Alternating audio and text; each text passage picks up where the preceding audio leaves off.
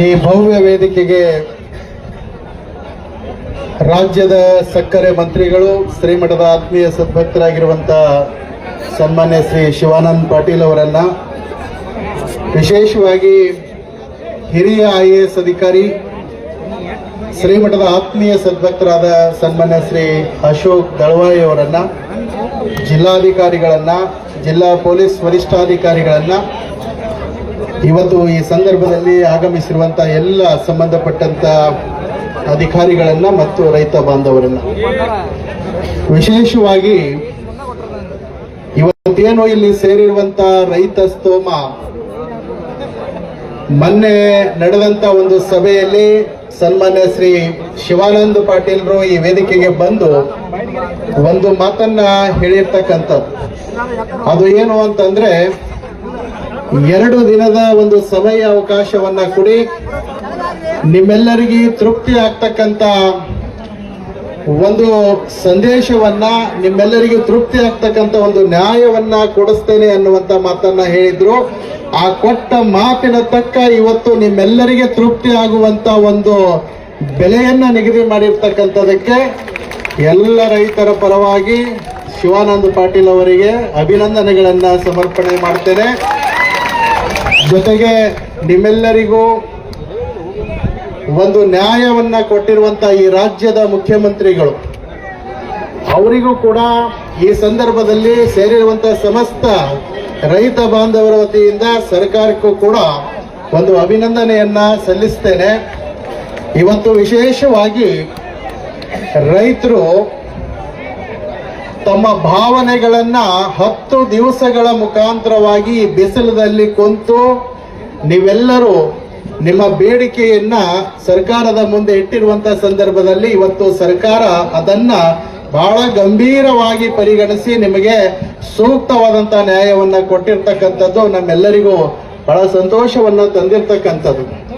ಕಳೆದ ಡಿಸೆಂಬರ್ 1ನೇ ತಾರೀಕು ಮುಗುಳುಕೋಟದಲ್ಲಿ ಈ ಭಾಗದ ಎಲ್ಲ ರೈತರಿಗೆ ಸೇರಿಸಿ ಪುಷ್ಪವೃಷ್ಟಿಯನ್ನ ಮಾಡೋದರ ಮುಖಾಂತರ ಯಲ್ಲಾಲಿಂಗ ಪ್ರಭುಗಳ ಪುಣ್ಯ ಭೂಮಿಯಲ್ಲಿ ಅವರ ಆಶೀರ್ವಾದ ನಮ್ಮೆಲ್ಲ ರೈತ ಕುಲಕ್ಕೆ ಆಗ್ಬೇಕು ಅನ್ನುವಂತ ಭಾವನೆಯನ್ನು ಇಟ್ಟುಕೊಂಡು ಪುಷ್ಪವೃಷ್ಟಿಯನ್ನ ಮಾಡಿರ್ತಕ್ಕಂಥದ್ದು.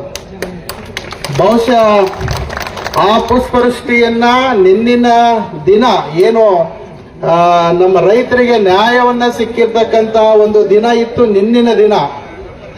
ಅದು ಬಹುಶಃ 342 ದಿವಸಗಳಾಗಿತ್ತು ನಿಮ್ಮ ತಲೆ ಮೇಲೆ ಪುಷ್ಪವೃಷ್ಟಿಯನ್ನ ಮಾಡಿ. ಬಹುಶಃ ಎಷ್ಟು ಅರ್ಥಪೂರ್ಣವಾಗಿರುವಂತ ಆ ದಿನ ಆಗಿತ್ತು ಅಂತಂದ್ರೆ, 9 ಅಂದ್ರೆ ನಾವೆಲ್ಲರೂ ಬಹಳ ಅತ್ಯಂತ ಶ್ರೇಷ್ಠವಾದಂತ ಸಂಖ್ಯೆ ಅಂತ ಭಾವಿಸ್ತೇವೆ. ಹಾಗಾಗಿ ನಮ್ಮ ರೈತ ಹೋರಾಟ ಪ್ರಾರಂಭ ಆಗಿದ್ದು ಕೂಡ ನಿನ್ನಿನವರೆಗೆ 9 ದಿನ ಆಗಿತ್ತು. ಮುಗುಳುಕೋಟದಲ್ಲಿ ಪುಷ್ಪವೃಷ್ಟಿಯನ್ನ ಮಾಡಿರ್ತಕ್ಕಂಥದ್ದು 342 ದಿನಗಳಾಗಿತ್ತು. 3, 4, 2 ಕೂಡಿಸಿದ್ರೆ ಅದು ಕೂಡ 9ಕ್ಕೆ ಕೂಡಿರ್ತಕ್ಕಂಥದ್ದು.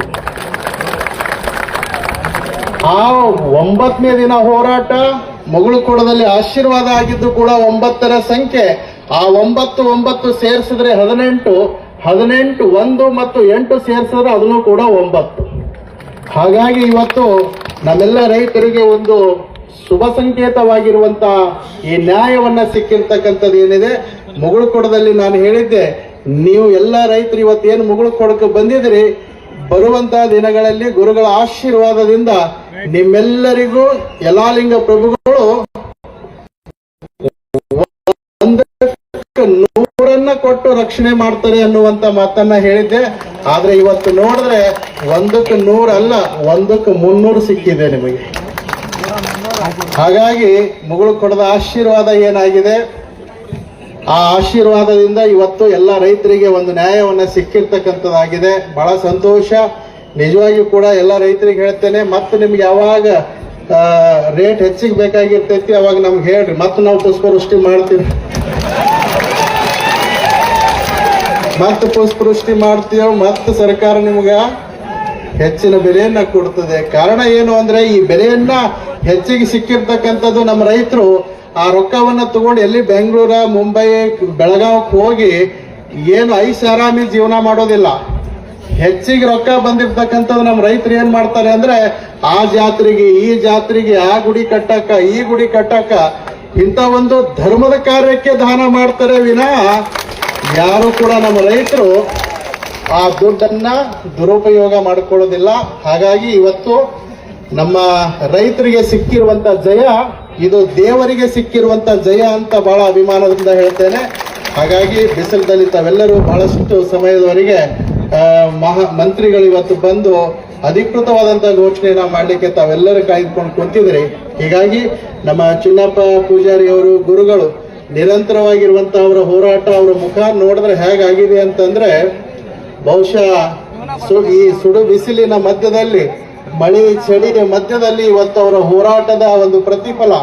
ಚಿನ್ನಪ್ಪ ಪೂಜಾರಿ ಸತತ 22 ವರ್ಷಗಳಿಂದ ಈ ರೈತ ಪರ ಹೋರಾಟದಲ್ಲಿ ತನ್ನನ್ನೇ ತಾನು ಸಮರ್ಪಣೆ ಮಾಡಿಕೊಂಡಿರ್ತಕ್ಕಂಥ ಈ ವ್ಯಕ್ತಿ ಏನಿದೆ, ಅವತ್ತು ಹಚ್ಚಿರುವಂತ ಆ ಬೀಜ ಇವತ್ತು ಫಲ ಕೊಟ್ಟು ನಿಮ್ಮೆಲ್ಲರಿಗೂ ರಕ್ಷಣೆಯನ್ನ ಮಾಡಿರ್ತಕ್ಕಂಥ.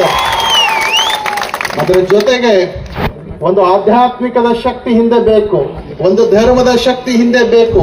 ಆ ಶಕ್ತಿಯಾಗಿ ನಿಂತವರೇ ಇವತ್ತು ನಮ್ಮ ಶಶಿಕಾಂತ್ ಗುರುಜಿ ಅವರು ಅನ್ನುವಂತ ಮಾತನ್ನ ಈ ಸಂದರ್ಭದಲ್ಲಿ ಹೇಳ್ತೇನೆ. ಈ ವೇದಿಕೆ ಮುಖಾಂತರ ನಾನು ನಾಡಿನ ಅನೇಕ ನಾಯಕರಿಗೆ ಹೇಳ್ತೇನೆ, ಸಕ್ಕರೆ ಮಾಲೀಕರಿಗೆ ಹೇಳ್ತೇನೆ, ಸರ್ಕಾರದ ಪ್ರತಿನಿಧಿಗಳಿಗೆ ಹೇಳ್ತೇನೆ, ಅನೇಕ ಜನರಿಗೆ ಈ ರೈತರ ಕಷ್ಟ ನೋಡ್ಲಾರ್ದಕ್ಕೆ ಅವರು ಬಹಳ ಉಗ್ರವಾದಂತ ಮಾತುಗಳನ್ನ ಆಡಿದ್ದಾರೆ. ಯಾವುದೇ ಉದ್ದೇಶ ಕೆಟ್ಟ ಉದ್ದೇಶದಿಂದಲ್ಲ, ಎಲ್ಲ ರೈತರಿಗೆ ನ್ಯಾಯ ಸಿಗಲಿ ಅನ್ನುವಂತ ಕಾರಣದಿಂದ ಬಹಳ ಜೋರಿ ಗಟ್ಟಿ ದನಿಯಿಂದ ಪದ ಬಳಕೆ ಮಾಡಲಾರ ಪದನೂ ಬಳಕೆ ಮಾಡುವಂತ ಒಂದು ಅನಿವಾರ್ಯತೆ ಬಂದಿತ್ತು. ವೈಯಕ್ತಿಕವಾದಂತ ಯಾವುದೇ ಅವರ ಭಾವನೆಯಲ್ಲಿ ದ್ವೇಷ ಅಸೂಯೆ ಅನ್ನೋದಿಲ್ಲ. ಅವ್ರು ಏನೇ ಮಾತಾಡಿದಾರ ಅಂತಂದ್ರೆ ಅದು ರೈತರ ಹಿತದೃಷ್ಟಿಗಾಗಿ ಅನ್ನುವಂಥದ್ದು ನಾವು ಯಾರು ಕೂಡ ಮರೆಯುವಂಥದ್ದಿಲ್ಲ. ಹಾಗಾಗಿ ಯಾರು ಕೂಡ ಆ ಮಾತುಗಳನ್ನ ಮನಸ್ಸಿನಲ್ಲಿ ಇಟ್ಕೊಳ್ಳಾರ್ದೆ ಎಲ್ಲರೂ ಇವತ್ತಿನಿಂದನೇ ಮರೆತು ನಾವೆಲ್ಲರೂ ಆತ್ಮೀಯತೆಯಿಂದ ಒಂದಾಗಿ ಬಾಳುವಂತ ಒಂದು ದಿನ ಪ್ರಾರಂಭ ಇವತ್ತಿನಿಂದ ಆಗ್ಬೇಕು ಅನ್ನುವಂತ ಮಾತನ್ನ ಈ ಸಂದರ್ಭದಲ್ಲಿ ಹೇಳಿ, ಇನ್ನೊಂದು ಏನು ಖುಷಿ ಸಮಾಚಾರ ಅಂದ್ರೆ, ರೈತ ಪರ ಸಂಘಟನೆಗಳು ರಾಜ್ಯದಲ್ಲಿ ಅನೇಕ ಸಂಘಟನೆಗಳಿದಾವೆ. ಆದ್ರೆ ಈ ಗುರ್ಲಾಪುರದಲ್ಲಿ ನಡೆಯುವಂತ ಈ ಒಂದು ಸಂಘಟನೆ ಏನು ಇವತ್ತು ಚಳವಳಿ ಪ್ರಾರಂಭ ಮಾಡ್ತು, ಈ ಸಂದರ್ಭದಲ್ಲಿ ಇಡೀ ರೈತ ಪರ ಎಲ್ಲಾ ಸಂಘಟನೆಗಳು ಒಂದಾಗಿರ್ತಕ್ಕಂಥದ್ದು ಇದನ್ನು ಕೂಡ ಒಂದು ವಿಶೇಷವಾದಂತ ಸಂಕೇತ ಅಂತ ಹೇಳ್ತೇನೆ. ಹಾಗಾಗಿ ಇವತ್ತಿನ ಈ ವೇದಿಕೆಗೆ ಬಂದು ನಿಮ್ಮೆಲ್ಲರಿಗೂ ನೋಡಿ ಬಹಳ ಸಂತೋಷ ಆಯಿತು. ಮುಗುಳ್ಕೋಡ್ ಮಠದ ಆಶೀರ್ವಾದದ ಶ್ರೀರಕ್ಷೆ ಎಲ್ಲ ರೈತರ ಜೊತೆಗೆ ಯಾವಾಗಲೂ ಇರ್ತದೆ ಅನ್ನುವಂತ ಮಾತನ್ನ ಈ ಸಂದರ್ಭದಲ್ಲಿ ಹೇಳಿ, ಹಿರಿಯರು ಹೇಳ್ತಾರೆ ಒಗ್ಗಟ್ಟಿನಲ್ಲಿ ಬಲ ಇದೆ. ನೀವೆಲ್ಲ ರೈತ ಮುಖಂಡರು ಒಂದಾದ್ರಿ ಅಂತಂದ್ರೆ ಬಹುಶಃ ನೀವು ಏನು ನಿರ್ಣಯ ಮಾಡ್ತೀರಿ ಅದನ್ನ ಈ ರಾಜ್ಯದ ಒಳಗಡೆ ನಡೀತದೆ, ಅಂತ ಶಕ್ತಿ ರೈತರಲ್ಲಿ ಇದೆ. ಹಾಗಾಗಿ ನಿಮ್ಮೆಲ್ಲರಿಗೂ ಭಗವಂತನ ಆಶೀರ್ವಾದ ಇರಲಿ.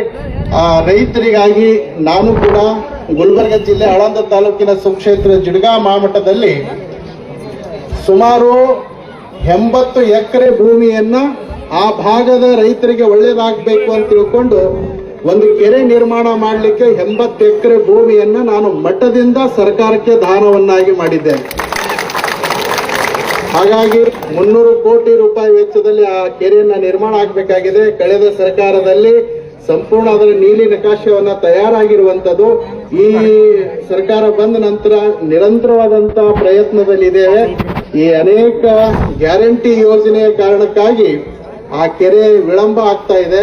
ಹಾಗಾಗಿ ಆ ಭಾಗದ ರೈತರಿಗೆ ಒಂದು ನ್ಯಾಯವನ್ನ ಸಿಗಬೇಕು, ಮಠದ ಆಶೀರ್ವಾದದ ಶ್ರೀರಕ್ಷೆ ಅವರಿಗೆ ಇರಬೇಕು ಅಂತ ತಿಳ್ಕೊಂಡು ಒಂದು ಕೆರೆಯನ್ನ ನಿರ್ಮಾಣ ಮಾಡ್ತಕ್ಕಂಥ ಸಂಕಲ್ಪವನ್ನ ಮಾಡಿದ್ದೇನೆ. ಹಾಗಾಗಿ ಇಡೀ ರೈತ ಹೋರಾಟಕ್ಕೆ ಮುಗುಳ್ಕೋಡ್ ಮಹಾಮಠದ ಶಕ್ತಿ ಸಂಪೂರ್ಣವಾಗಿ ನಿಮ್ಮ ಜೊತೆಗೆ ಇರ್ತದೆ ಅನ್ನುವಂತ ಮಾತನ್ನ ಈ ಸಂದರ್ಭದಲ್ಲಿ ಹೇಳಿ, ಬಹುಶಃ ಇವತ್ತು ಒಂದು ಹೋರಾಟದ ಕಾರ್ಯಕ್ರಮದಲ್ಲಿ ಮುಗುಳ್ಕೋಡ್ ಮಠದ ಸ್ವಾಮಿಗಳು ಬಂದಿರತಕ್ಕಂಥದ್ದು ಅದು ಒಂದೇ ಒಂದು ಹೋರಾಟದಲ್ಲಿ, ಅದು ರೈತ ಪರ ಹೋರಾಟ ಗುರ್ಲಾಪುರ ಕ್ರಾಸ್ ಮೇಲೆ ಅನ್ನುವಂಥ ಮಾತನ್ನ ಈ ಸಂದರ್ಭದಲ್ಲಿ ಹೇಳ್ತೇನೆ. ಇಂಥ ರೈತರ ಪರವಾಗಿರುವಂತ ಹೋರಾಟ ಇದು ಒಂದಲ್ಲ, 1000 ಹೋರಾಟ ಇದ್ರೂ ಕೂಡ ಮುಗುಳ್ಕೋಡ್ ಮಠ ನಿಮ್ಮ ಜೊತೆಗೆ ಇರ್ತವೆ ಅನ್ನುವಂಥ ಮಾತನ್ನ ಈ ಸಂದರ್ಭದಲ್ಲಿ ಹೇಳಿ, ಬಹಳ ಯಶಸ್ವಿಯಾಗಿ ಈ ಹೋರಾಟವನ್ನ ಮುಗಿದು ತಮ್ಗೆಲ್ಲ ಜಯ ಸಿಕ್ಕಿರ್ತಕ್ಕಂಥದ್ದು ನಮ್ಮೆಲ್ಲರಿಗೂ ಬಹಳ ಸಂತೋಷವನ್ನ ತಂದಿರುವಂಥದ್ದು. ಇದರಿಂದ ಅದಕ್ಕಿಂತನೂ ಹೆಚ್ಚಿನ ಒಂದು ಮಾತನ್ನ ಹೇಳಬೇಕು ಅಂತಂದ್ರೆ ನಮ್ಮೆಲ್ಲ ಪತ್ರಿಕಾ ಮಾಧ್ಯಮದವರು ಏನು ಮೀಡಿಯಾ ಬಂಧುಗಳಿದ್ದಾರೆ ಅವರಿಗೆ ನಿಮ್ಮೆಲ್ಲರ ಜೋರಾದ ಚಪ್ಪಾಳೆ ಮುಖಾಂತರ ಅಭಿನಂದನೆಯನ್ನ ಸಲ್ಲಿಸ್ತೇವೆ. ಯಾಕೆ ಅಂತಂದ್ರೆ ಅವರು ಈ ದೇಶದ ಮೂಲೆ ಮೂಲೆಗೆ ಈ ಹೋರಾಟದ ಮಾಹಿತಿಯನ್ನ ಕೊಟ್ಟಿರ್ತಕ್ಕಂಥದ್ದು. ಹೀಗಾಗಿ ಎಲ್ಲ ಏನು ನಮ್ಮ ಮೀಡಿಯಾ ಬಂಧುಗಳಿದ್ದಾರೆ ಅವರೆಲ್ಲರಿಗೂ ಕೂಡ ಎಲ್ಲ ರೈತರ ಪರವಾಗಿ ಮತ್ತೊಂದು ಸಲ ಧನ್ಯವಾದಗಳನ್ನ ಈ ಸಂದರ್ಭದಲ್ಲಿ ಹೇಳ್ತೇನೆ. ಅದರ ಜೊತೆಗೆ ಇವತ್ತು ಒಂದು ಶುಭ ಸಂಕೇತ ಏನು ಅಂತಂದ್ರೆ ಇವತ್ತು ಕನಕ ಜಯಂತಿ. ಆ ಕನಕ ಜಯಂತಿ ಇವತ್ತು ಕನಕದಾಸರು ಈ ನಾಡಿಗೆ ಕೊಟ್ಟಿರುವಂತ ಒಂದೊಂದು ಸಂದೇಶವನ್ನ ಅದು ವರ್ಣಿಸ್ಲಿಕ್ಕೆ ಸಾಧ್ಯ ಇಲ್ಲ. ಅಂತ ಒಬ್ಬ ಮಹಾ ಯೋಗಿಯ ಒಂದು ಇವತ್ತು ವಿಶೇಷವಾದಂತ ಒಂದು ಜನ್ಮದಿನ ಮತ್ತು ಜಯಂತಿ ಉತ್ಸವ ಇರೋದರಿಂದ ಈ ವೇದಿಕೆಗೆ ನಿಮ್ಮೆಲ್ಲರಿಗೂ ಕನಕದಾಸ ಜಯಂತಿಯ ಶುಭಾಶಯಗಳನ್ನ ಕೋರ್ತೇನೆ. ಮತ್ತೊಂದು ಸಲ ನಮ್ಮ ರಾಜ್ಯದ ಸಕ್ಕರೆ ಮಂತ್ರಿಗಳು ಅಶೋಕ್ ದಳವಾಯಿ ಅವರು, ಇವತ್ತು ಭೀಮಾಶಂಕರ್ ಗುಳೇದವರು, ಬಹುಶಃ ಇನ್ನೊಂದು ವಿಶೇಷ ಏನಂತಂದ್ರೆ ಶಿವಾನಂದ ಪಾಟೀಲ್ ಮನೆತನಕ್ಕೂ ಕೂಡ ಮುಗುಳುಕೋಡದ ಗುರು ಪರಂಪರೆಯ ಆಶೀರ್ವಾದ. ಅದರ ಜೊತೆಗೆ ನಮ್ಮ ಅಶೋಕ್ ದಳವಾಯಿ ಅವರಿಗೂ ಕೂಡ ಮುಗುಳುಕೋಡ ಮಠದ ಪರಮ ಶಿಷ್ಯರು. ಅದರ ಜೊತೆಗೆ ಭೀಮಾಶಂಕರ್ ಗುಳೇದವರು ಕೂಡ ಅವರ ತಂದೆಯಿಂದನೂ ಈ ಮಠಕ್ಕೆ ಒಂದು ಪರಮ ಭಕ್ತರು. ಹಾಗಾಗಿ ಇವತ್ತು ಎಲ್ಲ ಗುರುಗಳು ಗುರು ಬಂಧುಗಳು ಎಲ್ಲರೂ ಸೇರ್ಕೊಂಡೆ ನಿಮಗೆ ಒಂದು ನ್ಯಾಯ ಕೊಡ್ತಕ್ಕಂಥ ಶ್ರೇಷ್ಠ ಕಾರ್ಯ ಆಗಿದೆ ಅಂತಂದ್ರೆ ಇದು ನ್ಯಾಯ ಎಲ್ಲಾ ಲಿಂಗ ಪ್ರಭುಗಳು ಕೊಟ್ಟಿರುವಂತ ಜಯ ಅನ್ನುವಂತ ಮಾತನ್ನ ಈ ಸಂದರ್ಭದಲ್ಲಿ ಹೇಳಿ ಇವತ್ತು ವಿಶೇಷವಾಗಿ ಇಲ್ಲಿ ಆಗಮಿಸಿರುವಂತ ತಮ್ಮೆಲ್ಲರಿಗೂ ಮತ್ತೊಂದು ಸಲ ಶುಭ ಕೋರಿ ನಿಮ್ಮೆಲ್ಲರಿಗ ಈ ವಿಜಯೋತ್ಸವದಲ್ಲಿ ಸಂಭ್ರಮದಿಂದ ಆಗಮಿಸಿರುವಂತ ತಮ್ಮೆಲ್ಲ ರೈತ ಬಾಂಧವರಿಗೆ ಎಲ್ಲಾ ಲಿಂಗ ಪ್ರಭು ಆಶೀರ್ವಾದದ ಶ್ರೀರಕ್ಷೆ ಸದಾಕಾಲ ಹಾರೈಸಿ ಆಗಮಿಸಿರುವಂತಹ ತಮ್ಮೆಲ್ಲರಿಗೆ ಶುಭವಾಗಲಿ. ಸರ್ವೇ ಜನ ಸುಖಿನೋ ಭವಂತು. ಈ ಭಾಗದ ನಡೆದಾಡುವ ದೇವರು ಬಾಲಬ್ರಹ್ಮಚಾರಿಗಳು 7 ಕೋಟಿ ಜಪ ಮಾಡಿರ್ತಕ್ಕಂಥ ಎಲ್ಲಾ ಲಿಂಗ ಮಠದ ಪೀಠಾಧೀಶರಾಗಿರ್ತಕ್ಕಂಥ ಪರಮ ಪೂಜ್ಯ ಡಾಕ್ಟರ್ ಮುರುಘರಾಜೇಂದ್ರ ಅಪ್ಪಾಜಿ ಅವರಿಗೆ ಜೋರಾದ ಚಪ್ಪಾಳೆ ಮೂಲಕ ಭಕ್ತಿಯ ಧನ್ಯವಾದಗಳನ್ನು ಸಲ್ಲಿಸ್ರಿ. ಮುಂದಿನದಾಗಿ ವೇದಿಕೆಯನ್ನು ಉದ್ದೇಶಿಸಿ ನಮ್ಮೆಲ್ಲರ ರೈತಪರ ಜಿಲ್ಲಾಧಿಕಾರಿಯಾಗಿರ್ತಕ್ಕಂಥ ಮೊಹಮ್ಮದ್ ರೋಷನ್ ಸರ್ ಮಾತಾಡ್ತಾರೆ. ಏತಮ ಇಲ್ಲಿ ಕೇಳಿ ಅಂತ ಸ್ವಲ್ಪ ಸೌಂಡ್ ಕೇಳಕತ್ತೈತಿಲ್ಲ. ಎಲ್ಲೋ ಕಬ್ಬು ಕಡೆಯಾಗ ಟ್ರ್ಯಾಕ್ಟರ್ದಾಗಿನ ಸೌಂಡ್ ಕೇಳಿ ಕಬ್ಬ ಹೇರುತ್ತೆ. ಇಲ್ಲಿ ಎಷ್ಟು ಗದ್ದಲ ಮಾಡ್ತೀಯಪ್ಪ. ಮುಗುಳುಕೋಡಪ್ಪ ಅವರು ಬಂದಾರ, ರಾಜ್ಯದ ಮೂಲೆ ರಾಜ್ಯ ನಾಯಕರು ನೋಡಿ, ಕುರೂರು ಶಾಂತಕುಮಾರ್ ಅವರು ನೋಡಿ, ಎಷ್ಟು ಜನ ಎಲ್ಲ ಕಬ್ಬು ಬೆಳೆಗಾರರು ಎಲ್ಲರೂ ಬಂದಾರ ನಿಮ್ಮ ಸಲುವಾಗಿ. ನಿಮ್ಮ ಗುರ್ಲಾಪುರ್ ಸಚಿವರು ಬಂದಾರ, ಜಿಲ್ಲಾಧಿಕಾರಿಗಳು ಬಂದಾರ, ಅಶೋಕ್ ದಳವಾಯಿ ಸರ್ ಬಂದಾರ, DC ಸಾಹೇಬರು ಬಂದಾರ, ನಿಪ್ಪಾಣಿನ ನಮ್ಮ ರಾಜಪ್ಪ ಅವರು ಬಂದಾರ. ನೋಡಿ ಸ್ವಲ್ಪ ಎಲ್ಲ ಯಾಕೆ ಮಾಡುದು, ಸ್ವಲ್ಪ ಶಾಂತ ಹೇಳಿ ಒಂದ್ 20 ನಿಮಿಷ ನನಗರೆ ಗೌರವ ಐತಿಲ್ಲ, ಮೌನ ಐತಿ ಅಷ್ಟೇ. ಕರ್ನಾಟಕ ರಾಜ್ಯ